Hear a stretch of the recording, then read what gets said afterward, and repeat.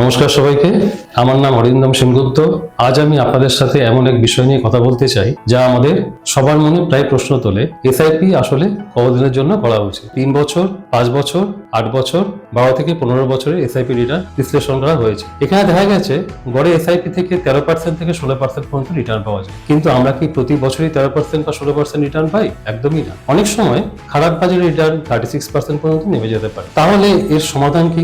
সমাধান হলো দীর্ঘমেয়াদী বিনিয়োগ করা। দেখা গেছে যদি আপনি অন্তত 5 বছরের জন্য এসআইপি চালান তাহলে প্রায় 81% ক্ষেত্রে এফডির ক্ষেত্রে ভালো রিটার্ন আসতে পারে, মানে 8% বেশি আসা যায়। এভাবে যদি 10 বছর এসআইপি চালান তাহলে প্রায় 90% ক্ষেত্রে 10% বা তার বেশি রিটার্ন পাওয়া যায়। আর যদি 15 বছর এসআইপি চালিয়ে যান তাহলে প্রায় 90% সময় 12% বা তার বেশিও রিটার্ন পাওয়া যায়। তাই বন্ধুরা, সংক্ষেপে আমার পরামর্শ একটাই, কি না, যত দীর্ঘ সময় আপনি এসআইপি চালিয়ে যেতে পারবেন তত ভালো এবং স্থির রিটার্ন পাওয়ার সম্ভাবনা বাড়বে। ধন্যবাদ, ভালো থাকবেন, নমস্কার। Mutual fund investments are subject to market risk. Read all scheme related documents carefully.